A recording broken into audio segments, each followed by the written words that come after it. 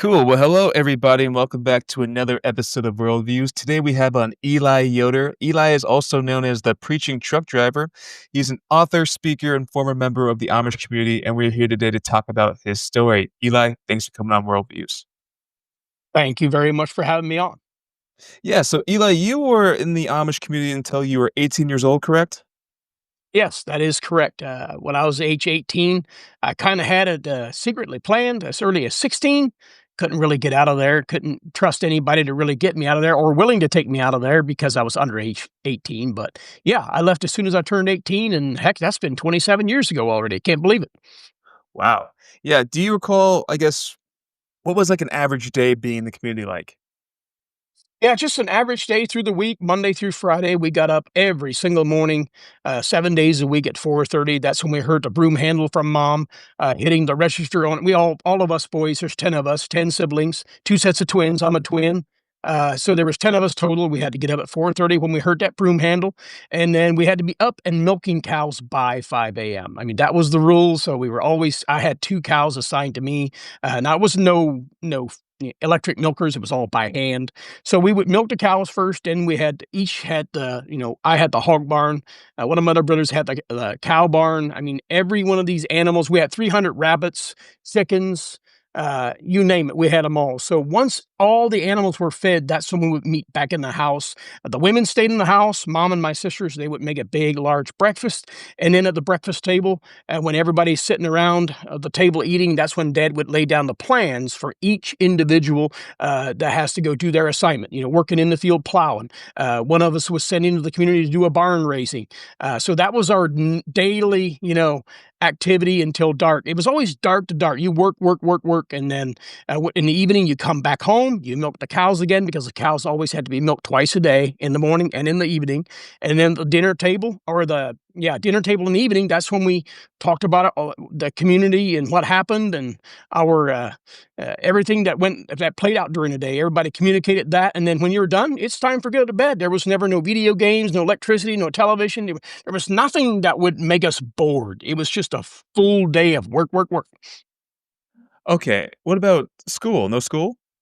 That was between September through April. That's when we went to school, but only until 8th grade. So that in that season, we would go to school at 9 a.m. and come back out at 3 p.m. is when we would head back home and then milk the cow. But the cows had to be milked before school, and the cows had to be milked after school. So during those school years, which is only 8 years long, and then you graduate and you're into the workforce.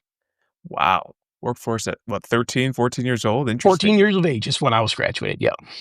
Yeah, and how'd you guys spend, I guess, your weekends? Like, what did not working look like and having free time on the weekends? Well, Sundays was always assigned as a holy day. You don't spend money on Sunday. You don't work on Sunday. Clearly, the cows was an emergency that they had to be milked or they would get an infection. So they had to be milked and all the animals had to be fed. But outside of that, no work is to be done on Sunday. Now, Saturday was the busiest day of the whole week. That is when all the kids were home from school. And that's when if there was a barn raising or some kind of event in the community, that would be the day that would be planned because all hands were on deck.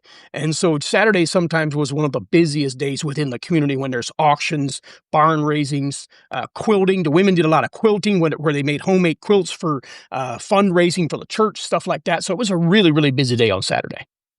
Hmm. And when it comes to rules, what were some of the most challenging rules amongst the Amish community to follow? I would say the dress code rules were probably the trickiest because I saw my dad just always, have a hiccup here and there with dress code, especially in the summertime. The summertime it is just brutally hot, and Dad would roll his window or his sleeves a little bit above his elbow, and so he would get in trouble for that. We were not allowed to show any skin above the elbow. So if you roll it up too high, and then your top collar, I got in trouble for the top button. There's three buttons on a homemade shirt. The top one we left open because we wanted some air. Well, you couldn't do that. The dress code rule was you go all the way up. You can't have a lay down collar like those worldly people. So you had to be all the way up underneath your neck. So a lot of the dress code is always what we got in trouble for. And then if you say some different words that are not supposed to be said, curse words and swearing, there's some German words that were sometimes coming out of your mouth when you got angry. So that can get you in trouble too. But it was just a variety of different things you can get shunned for. Is that what you guys called people outside of the Amish community, worldly people? Every single person that was not Amish, we considered as worldly people, yes. Interesting, because that's how usually how a Christian would refer to a non-Christian. Yep. Yeah, we considered them English because they spoke English. We were German-speaking people, but we always said the English worldly people. That was the phrase we would use to identify you guys. Yeah. What was your guys', I guess, your idea of these worldly people? What did you think of them as people? Did you think they were just below you, or what were your guys' ideas of that? Yeah, we clearly thought they were below us because we were born and raised to believe that we were the special chosen people. If you look in the Bible and see kind of how the Jews, the Pharisees were back in those days, that's kind of how we were. We were like, hey, God will favor us because we're the remnant that cuts ourselves off from the world. We are called in the Bible to be different from the world. And so we are the special chosen people that don't have cars and electricity and television and worldly conveniences. And so we're special. So when you're programmed that way since innocent childhood, I believe that. I mean, when mom and dad said, hey, we do business with those worldly people because that's how we make money. We work for them, we sell stuff to them, but we can never get to heaven because they can't get to heaven because they're not us. They're not Amish. So we were clearly programmed to believe that that is not capable, that lifestyle is not capable of entering heaven, even though they're nice, friendly, smiling, loving people. We do business with them, they still couldn't make it to heaven because they have all those sinful, so to speak, sinful things of the world, electricity and the modern day stuff. Is your family still in it?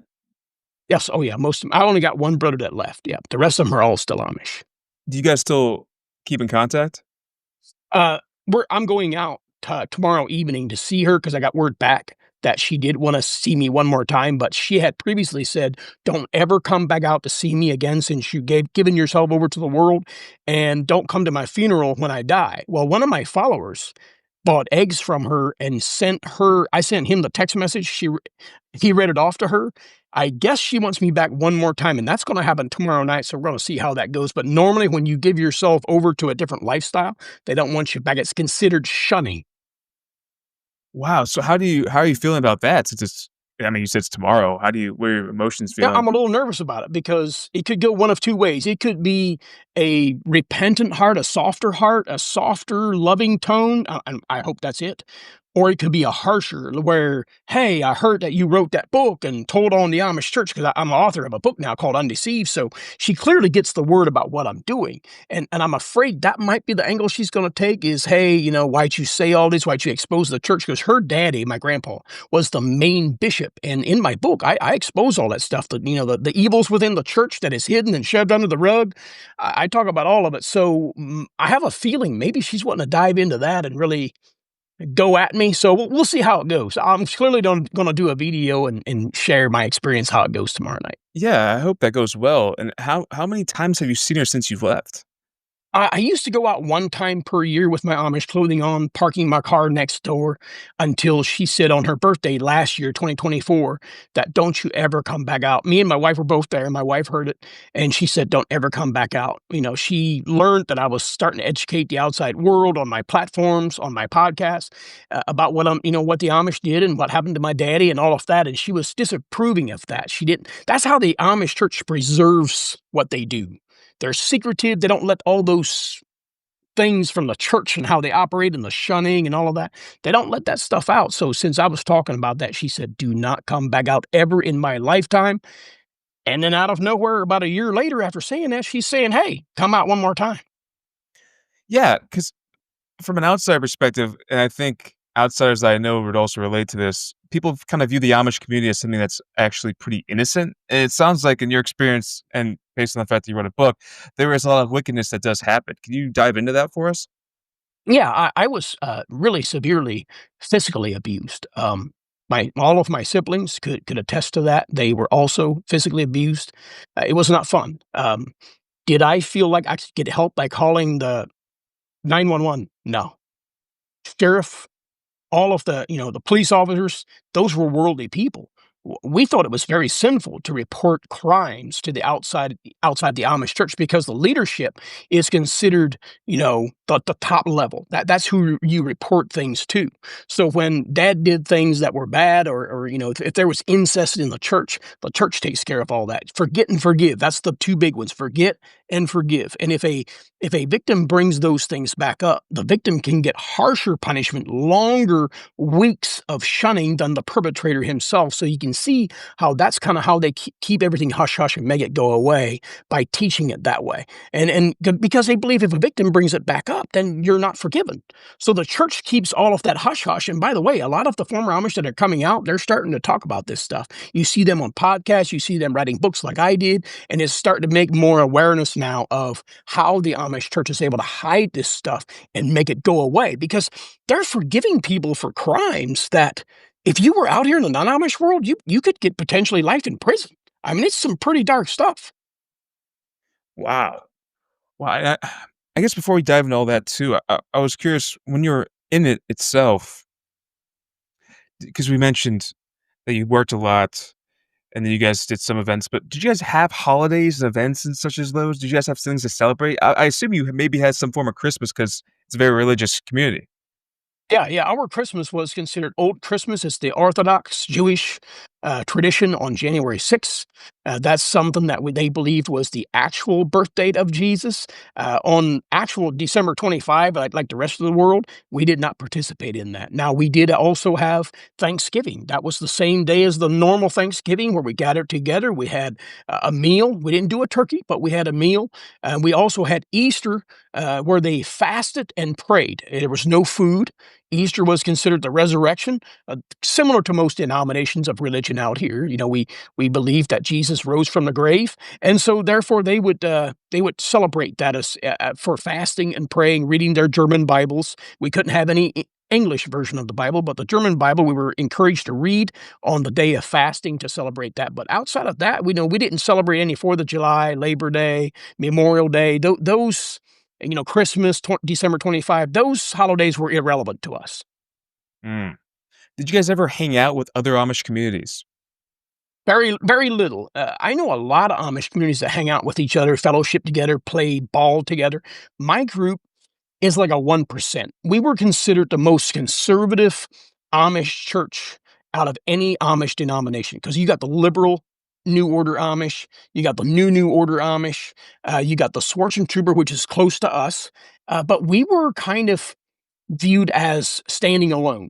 Other Amish churches that allow bicycles, solar power, batteries in our buggies for brighter lights, we didn't associate with those Amish. So we had very few Amish communities we would fellowship with. And that also required us to stay within our group to date a boy or a girl to get married. Even if it was your second or first cousin, you were allowed to do that, but you had to stay within your clique, in your group, in your ordinance.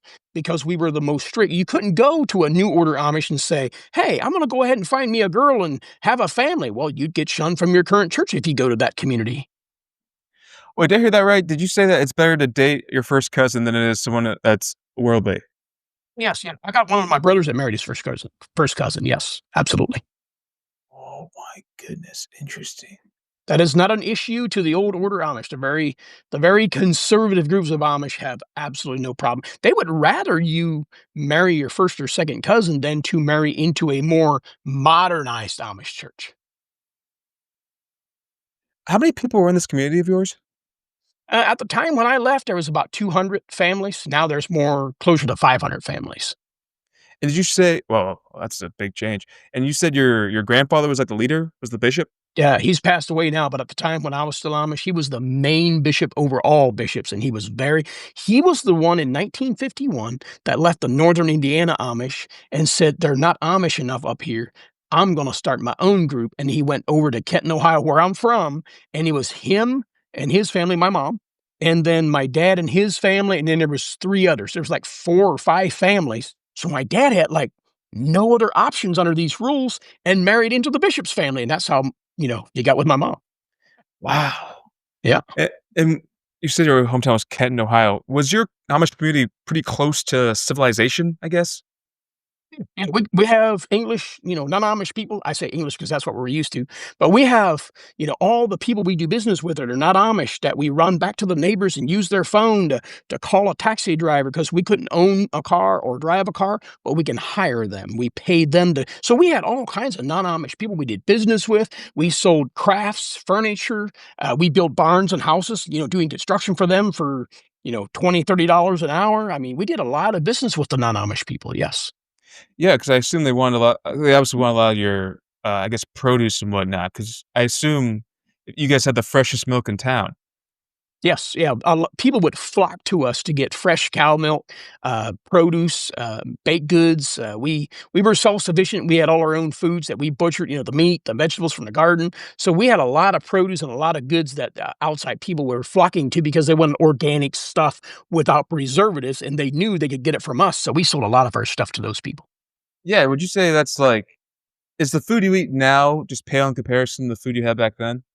Oh, it's not even close, yeah, the Amish food was so much healthier, I just that's one of the things I miss the most is the Amish food. I was gonna ask you. Yeah, it's absolutely delicious, and by the way, their lifespan in the Amish, not just because of their physicality and work ethic, but because they eat healthier foods without preservatives in it. They actually the average person before they died was between 95 and 100 years old in my community. They would not eat foods from the regular stores with preservatives in it, antibiotics that they pump into the meat in Kroger and Walmart now. Oh, they won't touch that because it's got worldly chemicals in it. Wow, do you know how old your grandpa lived to? He was 92 when he passed away. Mother, grandpa on my dad's side, he was almost 100. Yeah. Okay, I need to hear the top Amish dishes. Oh, man, the top Amish dish was haystack. That was when you're really, really hungry.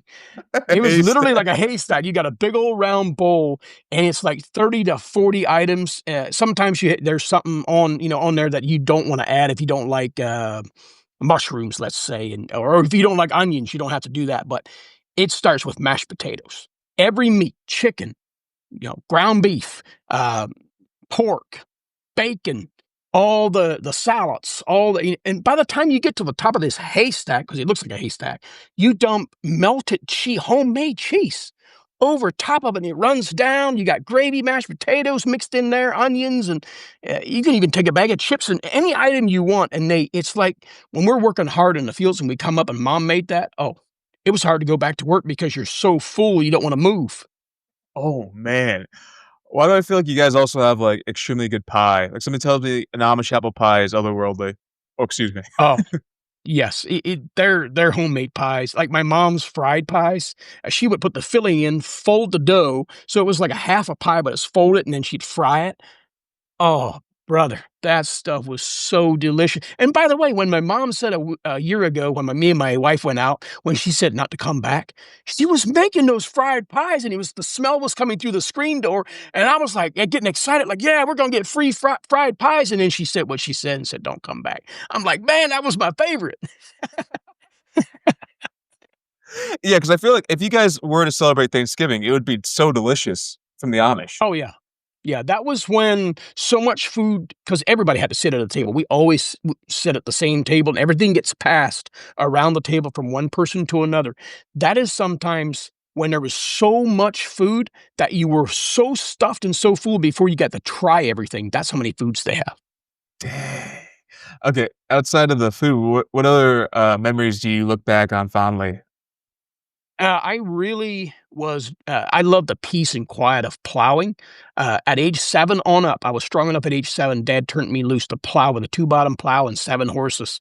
That is one of the things I miss the most. I was kind of the quiet, shy, kind of depressed, didn't like being in that lifestyle at the time because of what I was going through. So plowing was what was my peaceful moment. I could sit there from 8 a.m. in the morning until 6, 7 p.m. at night and just plow and plow and plow. That's one thing that I was very content with. I love the lifestyle.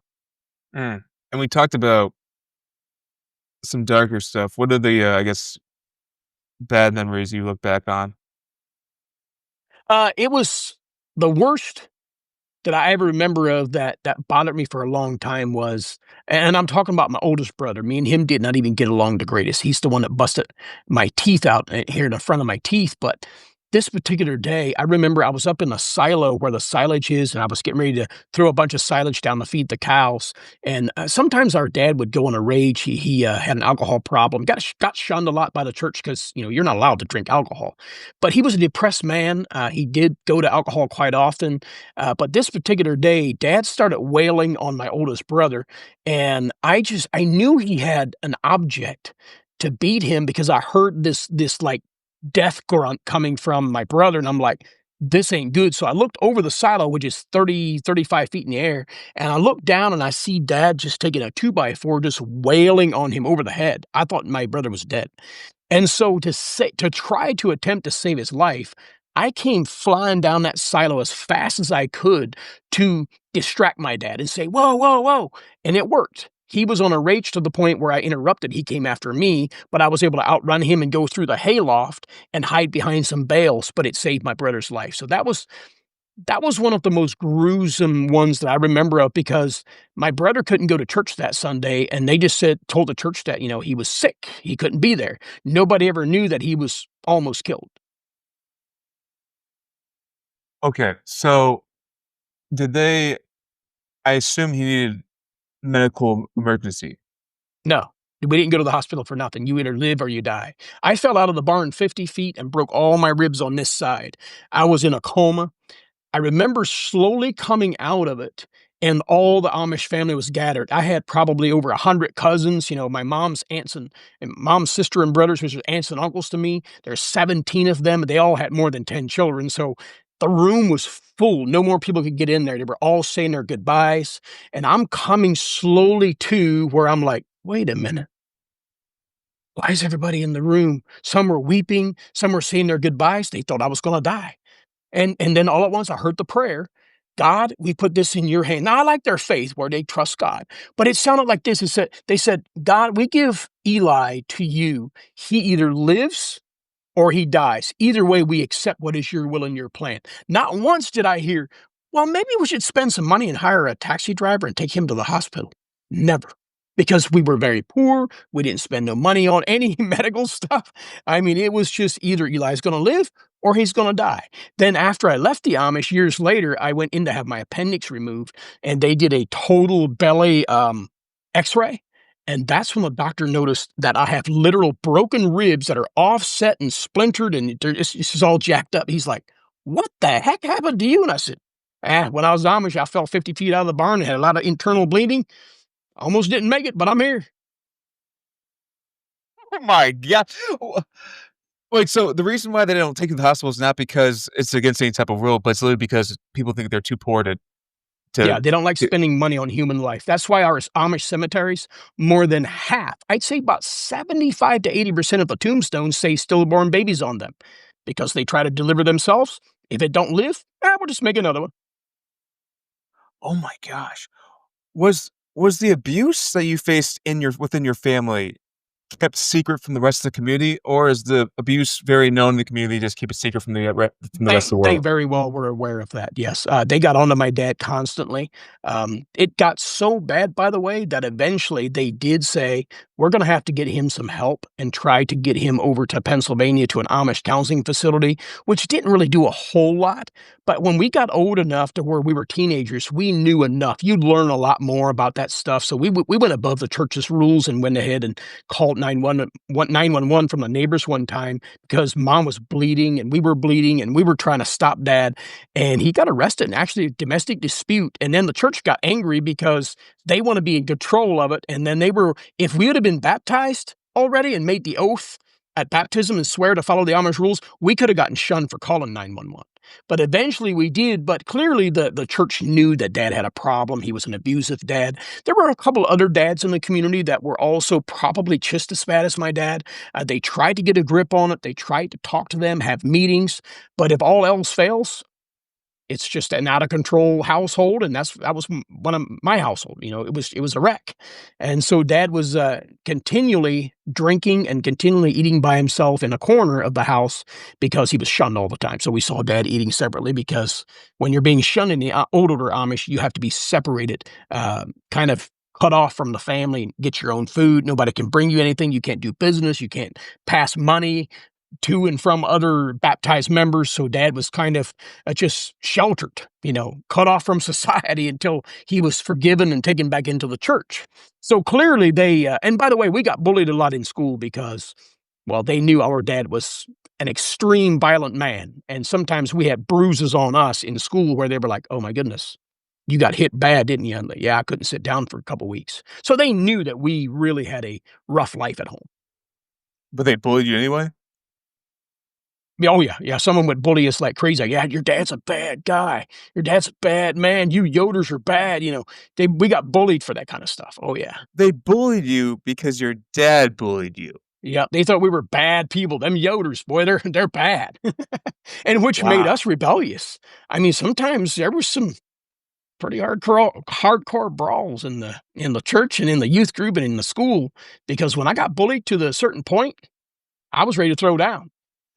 Yeah. Yeah, wait, how many family members did you have? How many brothers and There was sisters? 10 of us, 10 siblings, 2 sets of twins, yeah. And what's the age gap from the youngest and the oldest? Starting from the top, my oldest brother, we're only about a year and 2 months apart. Every year, mom had a new baby. So it was Alvin, and me and my twin brother Levi. We were only about a year and 2 months. And then a year and 5 months later, my brother Perry was born. And then another year later, Malin was born. And then another set of twins a year and a half after that. So every year, boom, boom, boom, boom, boom. As soon as my mom gave birth, within weeks, she was pregnant again. Jeez. And did your dad face abuse when he was a child? I'm just trying to see if Yes. there's like a root cause of yeah. Yes, that's when I understood later on, years after I left the Amish. I looked in because I was able to locate my dad's mom, my grandma. She left the Amish before I was even born. My dad was just a little Amish boy when she left. When I found her in Florida, I really got a lot of answers. That's when I realized hurt people will hurt other people. So what was happening to my dad had happened to his dad and it was like a 5 generational thing. It just kept happening from generation to generation to generation. And the best way they knew how to cope is to take their anger out on their kids and their spouse. And that's what was happening. Wow. So the idea of what's it called? Rumspringa?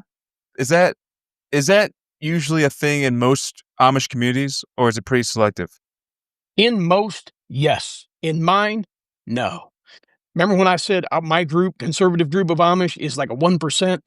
Yeah, we were cut off we didn't fellowship. We disassociated with Amish churches that allowed this Rumspringa. Because what this does, if you let them from age 16 to 18, which is when you get baptized, so they have an open window of opportunity for you to go explore the world, party, drive a car, do drugs, drink alcohol, go to club, whatever, however, you're just wild, you're just free.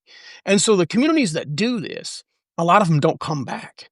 But by the time you're 18, when you're supposed to get baptized, you have a decision to make. Do I stay out here in the non-Amish world and just leave my family behind? Or do I want to go back and be connected with my family again and then make that baptism oath and remain Amish and get married Amish? So that's why my group, especially my mom's dad, my grandpa, the main bishop, he was so against that because that he believed that is why the Amish church wasn't being preserved, because you're giving them a free ride there in between 16 and 18 to go just live how they want. And he was so against that that he outlawed that in our church and said, we cannot have a season of running around to explore the world. So that's why I had to plan my escape in secret.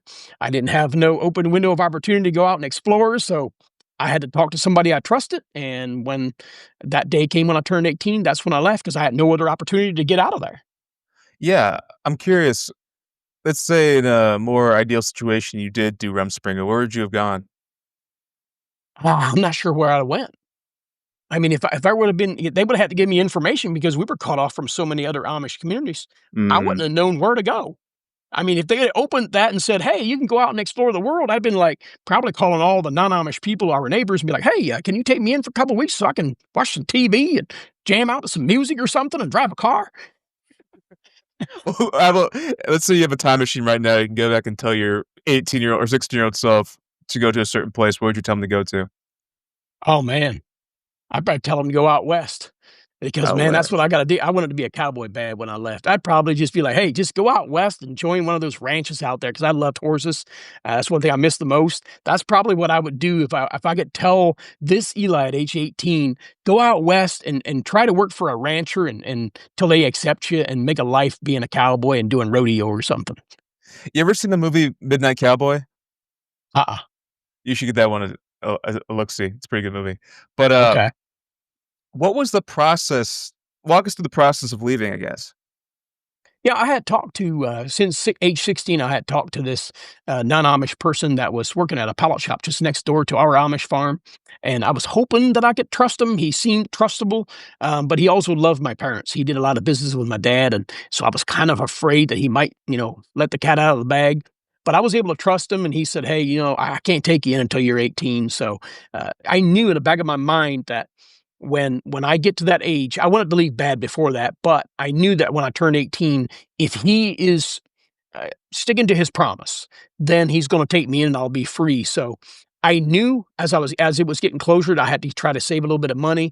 We're not allowed to have our own money until we're 21. That's when you're 18, or an adult, considered an adult. So I tried to sneak money from mom, dad, and wherever I could to try to make some money because I knew I was going to be leaving.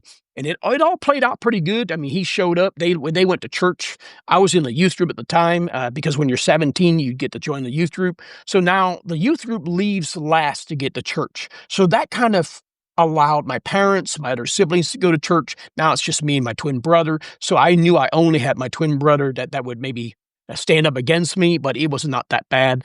My driver showed up and that morning, and Levi, my twin brother, said, "Hey, you're not really sick, are you?" I said, "No, I'm leaving. I'm not coming back." He kind of, you could see he wanted me to have freedom. He wanted me to be happy, but he still knew he was going to miss me. And so I left, never looked back, and I immediately went with this guy to get a haircut and take that Amish haircut off. And he bought me some jeans. I got underwear for the first time. I got toothbrush for the first time. I had never brushed my teeth ever in my life. And I got deodorant for the first time where you couldn't smell that Amish BO no more. And so we started getting all kinds of stuff that he hooked me up with to where I was, he started making me get a shower every day. We had a bath where we warmed up water. We had no indoor plumbing. So he's trying to show me how this shower works and how you can just stand up to let it run over you. I mean, I didn't even know how to turn the hot and cold water on. So he realized really quickly I had to show this ex-Amish boy how to do everything, including how to flush a toilet. I mean, it was a lot I had to learn in that first 24 hours that I was out of the Amish. So he had his hands full pretty much. I didn't even think about the fact that the Amish community always smells. Everybody smells, but you don't notice it after a while, I guess, when you're in it. Yeah, we were immune to it. We had one taxi driver that we were very close with. One day he couldn't handle it no more. He always had his window like halfway down. We didn't know why, but this one day he blew up. His one day he goes, "You Amish stink!" And he grabbed the bottle of perfume and started spraying it back on us. It was the most hilarious thing, and after I left the Amish, I reminded him, I said, "Hey, you do know that we were immune to that? We don't even smell ourselves?" He goes, "Well, I sure as the heck did because I get a shower every day, and, we only got a bath on Saturday night because Sunday was church day, and we worked hard all week long until that Saturday night. Mom would warm up water on the stove, dump it into this galvanized round oval-shaped tub in the middle of the floor, and that's where we got a bath. And by the way, it was 5 of us taking a bath in that dirty water before it got swapped out, but at least we got somewhat clean." Oh my gosh. Okay, you walked us through the first 24 hours, but what about the preceding days and weeks? What other culture shocks did you experience? Oh, it was a lot. The television, the microwave. I remember how shocked I was with the microwave, which was a challenge because my buddy, he kind of showed me how to push the number one, number two, 2 minutes, 1 minute, 3 minutes, to show me how to warm stuff up. And then in the first week, him and his wife wanted to go to an event. And I was supposed to stay home alone, so I did. And I was obviously binge watching the Western movies because I was just fascinated by them. And so I get hungry. So I'm like, well, I want to do what he showed me is push the button and warm it up. So I went and got me a baked potato that was left over from the night before, and I put it in the microwave, and then it dawned on me. They had pizza one night, and that was so delicious to me. Amish don't have pizza. I'm like, this is the most delicious worldly food. I love pizza. So I saw a pizza button on the microwave. I'm like, aha. I'm going to push pizza. That way I don't have to worry about the baked potato in there. It'll just give me pizza. So I push it. The thing goes beep, beep, beep. And I open the microwave door and I'm like, in disappointment, I'm like, it's still a baked potato. I couldn't believe it. I'm like, I thought the English people were so smart. They had the pizza button for a reason where you can push pizza or the popcorn. I saw popcorn on it too. I'm like, well, they can just convert any food into that popcorn or into that pizza. Little did I know that that was designed for the pizza button only to warm up a piece of pizza. So that just kind of shows you how naive, how undereducated I was, and how I had to be brought up to the level of, knowing how stuff works. And then, the first time driving a car, I mean, I totaled my first car within 24 hours of buying it. It's just I had a lot to learn. Oh, did you have a license?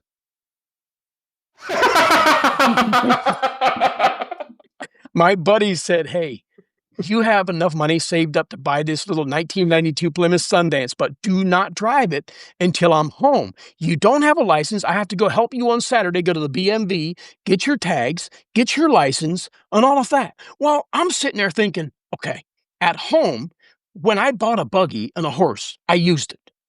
What's with this tag and this insurance and this driver's screw all that. So I just hopped in the car and I'm going 120 mile an hour down the road. I mean, it's my first time driving a car. I'm just flying. I rolled the window down. I felt free. No tags on the back, no insurance, nothing. I don't even have a license. I'm sticking my arm out the window, and I'm jamming out the Spice Girls. Tell me what you want, what you really, really want, And I'm just having the time of my life. And I come up on a horse and buggy, and I go around real slow, and I realized it was my crush Edna from school, and I wanted her to see the freedom I have. So I'm like trying to get her attention. I'm waving, and I go right off a curb and rolled that car 3 times and totaled it. Yeah, That must have been terrifying. that was terrifying. And my buddy was so mad at me. He's like, I agreed to help you when you left the Amish, but you're screwing your life all up. You got to listen to me. You got rules out here too, not just in the Amish. If you want to make it out here in the non-Amish world, you're going to have to listen to me, because if you don't, you're out of here. And sure enough, I had to listen to him until I got my license, and then I got me an apartment and got away from him because I thought he had too many rules. I wanted to be free. Oh my gosh. Have you by chance heard the song have you heard the song Amish Paradise by Weird Al? I jammed out to that too. By the way, we were introduced to that song by our English neighbors when I was still Amish.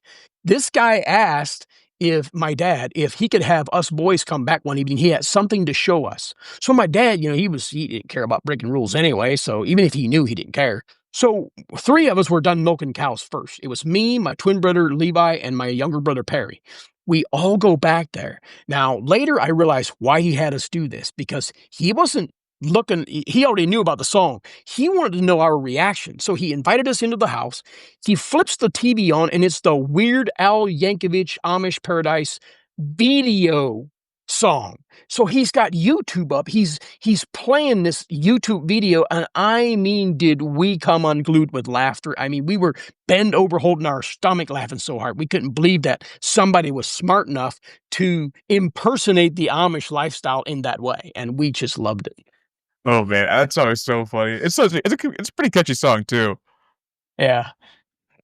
Oh, I'm curious, obviously you're a Christian. How'd you view Christianity while being Amish versus how you view it now?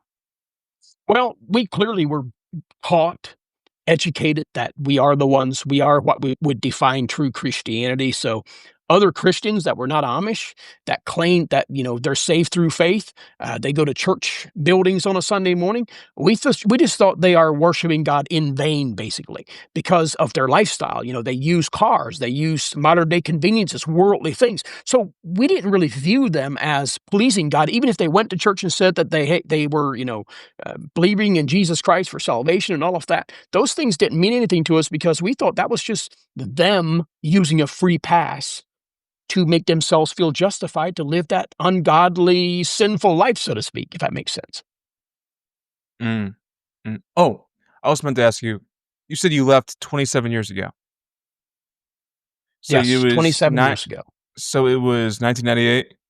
1998 is when I turned 18 and left, yep. Okay, so you got to experience at least the latter half of the '90s into the 2000s. That's pretty cool.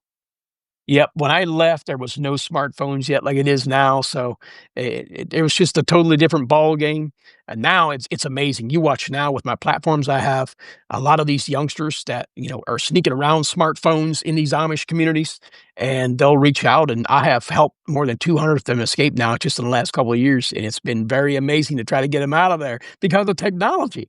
I mean, most of these churches, they don't allow smartphones, but they get them smuggled in, and I used to put some under a bridge and smuggled them right in myself, but I used to do videos on that, but I don't do it as much anymore, but, it's been fun trying to get technology into them, and then they watch my videos, and you'll see fake names popping up, and they're watching me, and before you know it, they're like, "Hey, I'm 18 now, can you help me?" "Sure, let me call a driver." Boom, pick them up, bring them out to former Amish construction crews.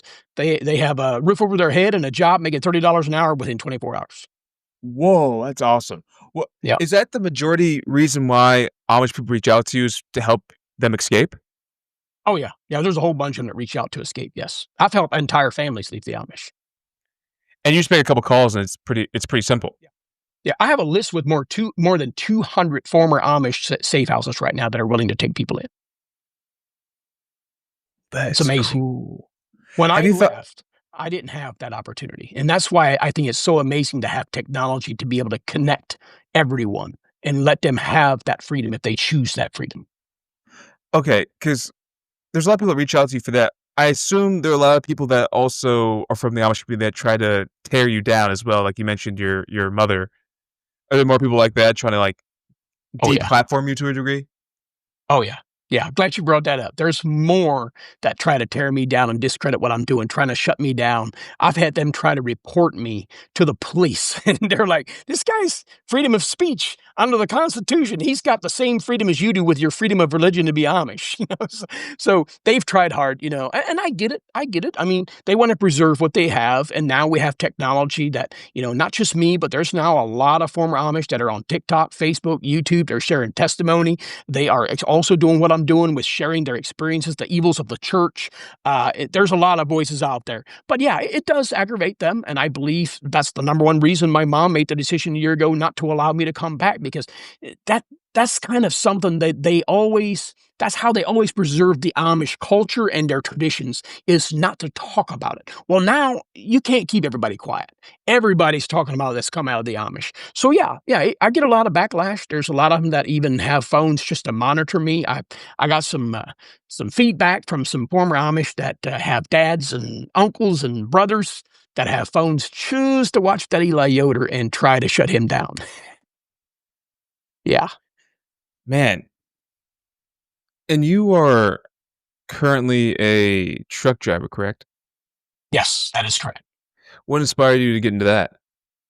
Well, I was really fascinated with those semi trucks that went by our Amish home ever since I was a little kid. I always thought, man, that would be so cool to drive something so big that a human being could be in control of something to guide that and maneuver it so fast down a highway. So I was always fascinated by it, but I never thought I could do it.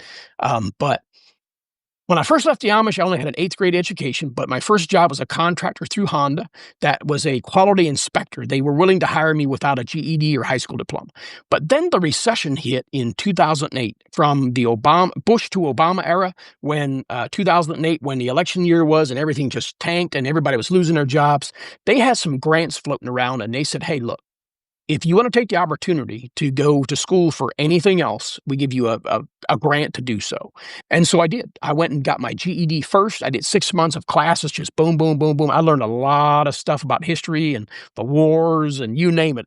Anyway, I passed that. Then I went immediately into CDL school because they told me at the time, out of police officer, firefighter, nurse, STNA, EMS, all of that stuff, that truck driving was the highest demanding job in 2008. And I said, okay, boom.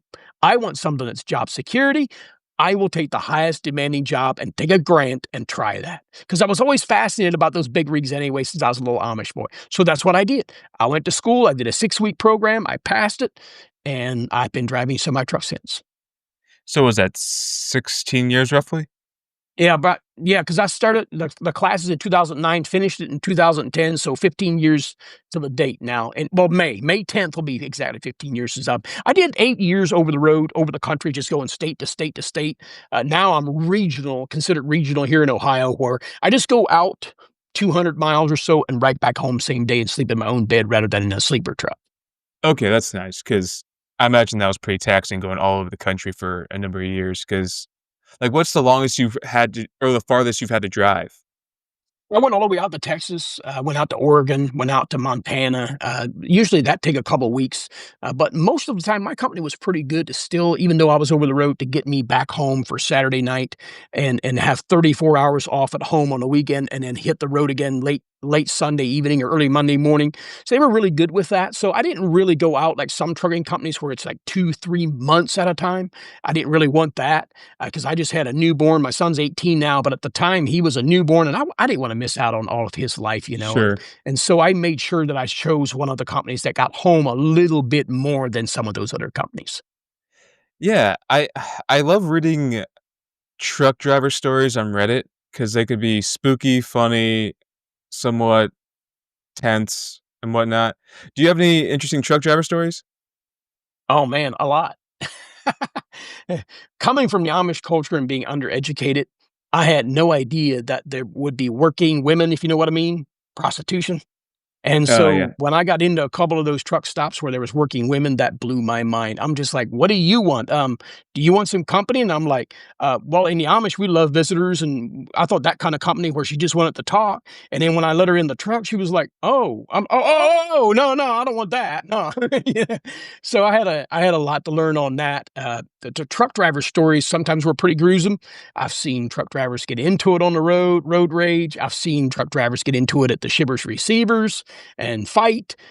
Truck stops they've gotten into it. The CB radio that we use to communicate, I hear him getting into it on there. And I was in Gary, Indiana. It's a really bad area. I never went Mhm. back afterwards, but at that truck stop, they were on the CB radio getting into it really bad, and it just kept going until they wanted to take action. And one truck driver was known to take the ether you use to start the truck, and he sprayed it in his sleeper while he was sleeping. And later, I saw the story. That truck driver passed away. So there's some truck driver stories that they get into it sometimes. Have you ever been, like, absolutely terrified while doing some kinda truck driving job? Whether it was at some kind of, overnight stop? Yeah.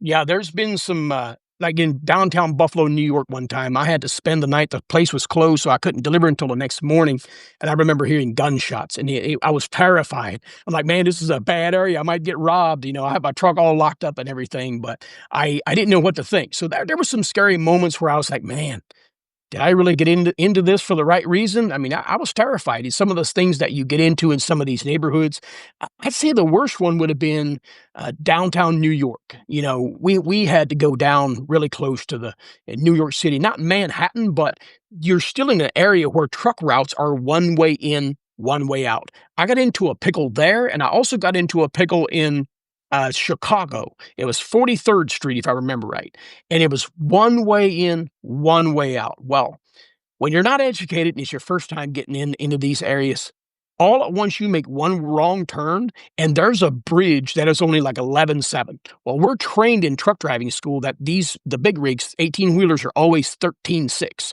So I knew right away I could not get through there.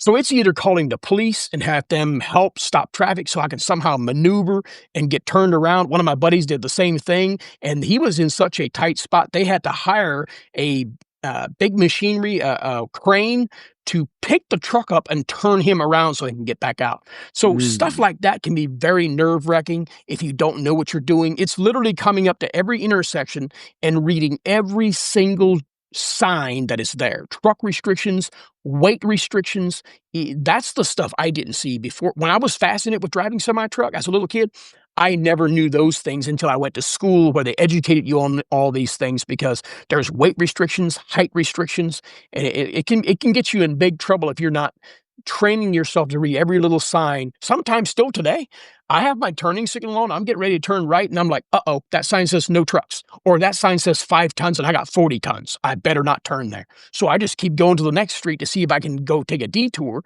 And you got to literally read every little sign because it's posted. It's posted. Every state has regulations, weight restrictions. They have all the bridge restrictions, and you just got to read. And that's why some of these viral videos you see, truck drivers getting into those messes, they didn't read, and all at once they're in big trouble. So yeah, that's been the biggest challenge. And since you saw a lot of country, what would you say are your top 3 places to see? 3 places? Well, I really love going out west. I love the mountains out west, beautiful country, the Dakotas. I don't like the East Coast. I'm turned off by the East Coast. I love the mountains also in North Carolina, even though it's really curvy, down through the gorge and all of that, a lot of curves. It's just beautiful, beautiful creation. And I'm really a mountain kind of guy. I love a lot of those, like the Grand Canyon out in Arizona. Those things are really, really beautiful. I just love all the beautiful scenes that and that's kind of why I like the freedom of the open highway as a truck driver. You're getting paid, and it's like you're on vacation sometimes. You're like looking at all this stuff I've always wanted to see. When I was sheltered in an Amish community, I never got to see it. Now I'm getting paid to sit here and just drive this truck, and I feel like I'm on vacations, just seeing all of the beautiful country. Colorado's beautiful. I love the sloping mountains in Colorado, and it's not one singular place I could say that it's better than another, but I really enjoy just traveling the beautiful countryside in a lot of different states. Yeah, yeah. Oh, I wanted to ask you too, since we're talking about people reaching out to you to leave their communities, do you think the whole being an Amish, do you think that diminishes substantially in the next 50 years, like the population of Amish people? No, I don't really think it would diminish. But what I do see that it's already happening is the conservative groups are diminishing lower and lower and lower, where there's less conservatism, but they're becoming more modernized. For example, Northern Indiana is blooming right now with New Order Amish that are allowing, because the church is very liberal, and they allow electricity through solar power. They got, they got their own restaurants, their own businesses. A lot of the ones that are fed up and tired, like I was, they don't necessarily just leave.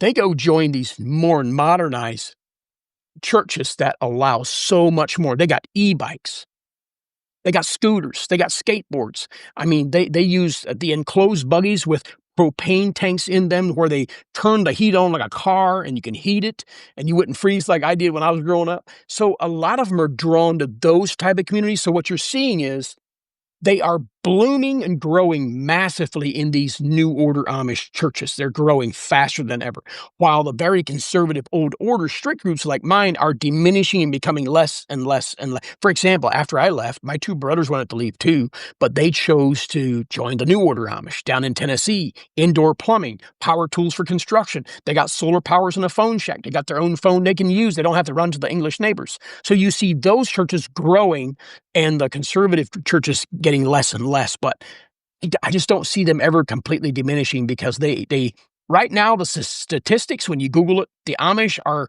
doubling every 20 years because they have so many children. So I actually see them growing more than Oh, diminishing. interesting. Were you ever mad at God for how you grew up? Say that again? Were you ever upset with God for how you grew up? Oh, yes. Oh, absolutely. Very good question. 19 years after I left the Amish, I didn't believe in God. I see when people represent God and then you go through what I did. I just shared a lot with you about the beatings, the physical abuse and all the other.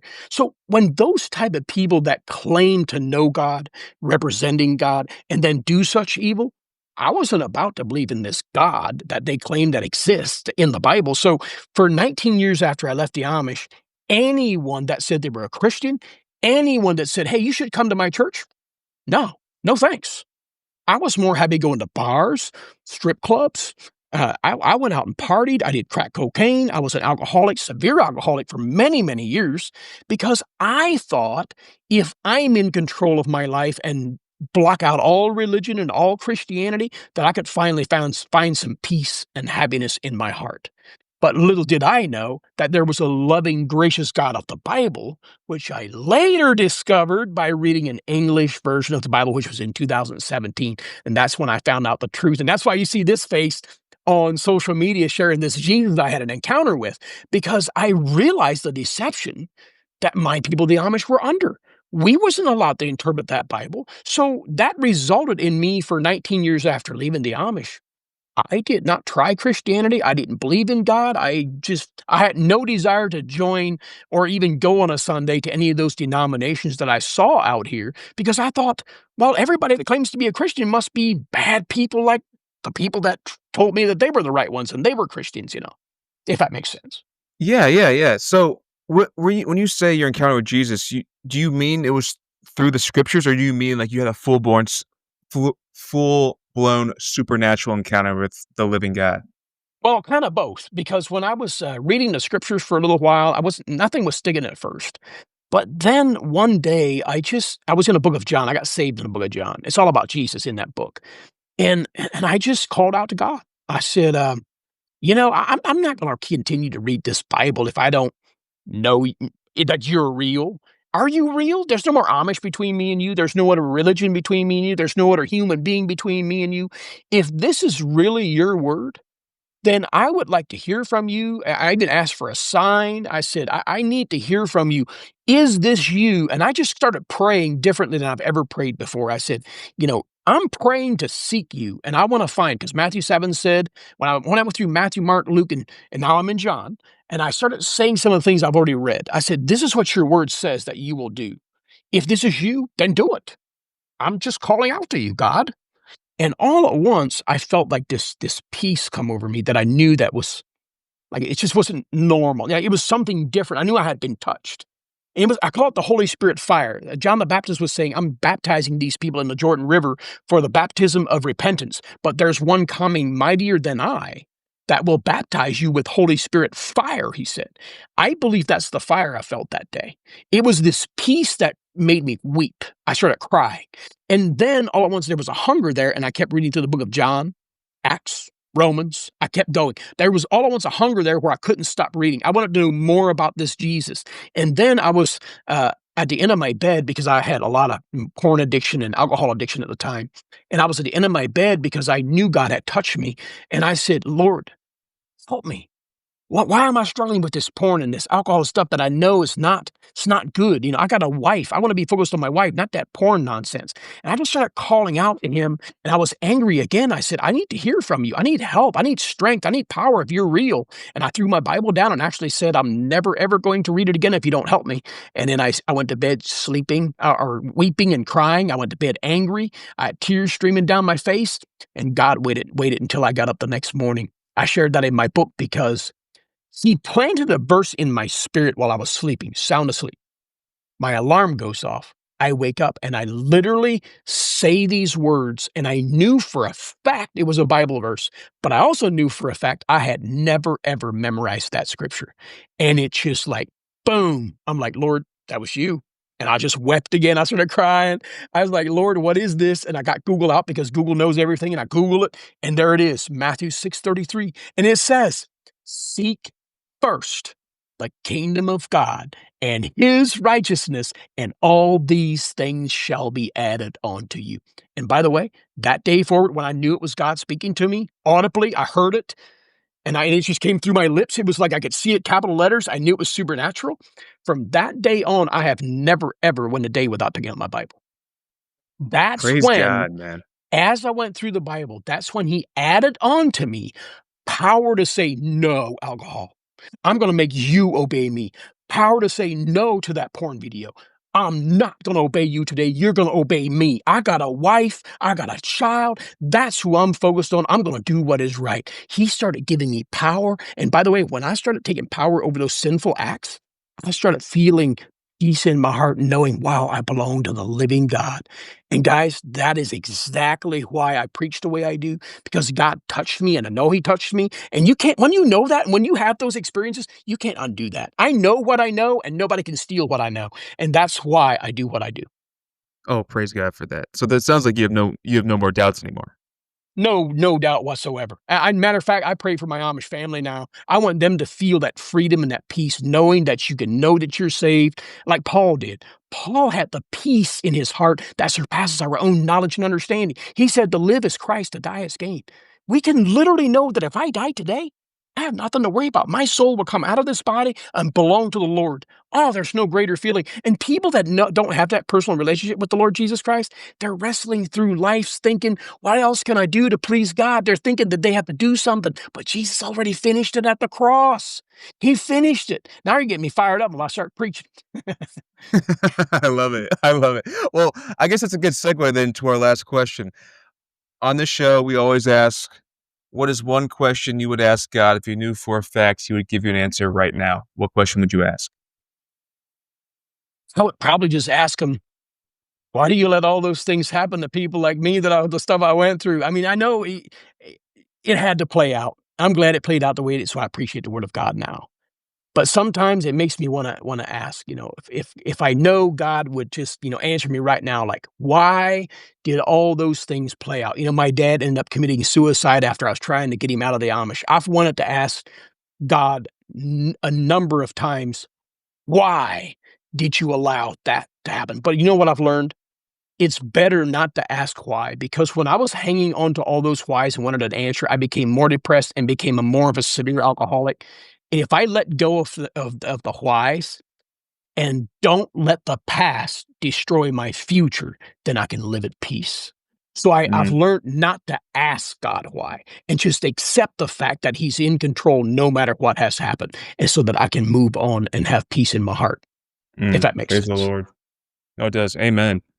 Yeah, Eli, thanks so much for the time. This was awesome. Any final words with some advice for the viewers? I just want everybody to know that the Lord knows all of your hearts. It's a relationship with Him rather than religion. It's okay to go to church. It's okay to go, even shine a membership if you want at a church, but it's going to do you no good if you don't know the Lord Jesus Christ. If you haven't been seeking Him in the Scriptures to get to know Him and be born again, like He tells us in John 3:3, it's going to do you no good. He's looking for every heart to surrender themselves to Him. The old passes away, the new in Christ is here. Then He leads those people, men, women, young and old, to the church He has for you, to the gathering. Some of them are house churches. He will lead people to the gathering of believers that have the same in common. So I just want to encourage everyone. He knows your heart. Seek Him diligently. Humble yourself and say, I know nothing. I want all of you. And just watch He'll show up. Amen. That's Eli Yoder. Thanks, Eli. Thank you very much. Free audio post-production by alphonic.com.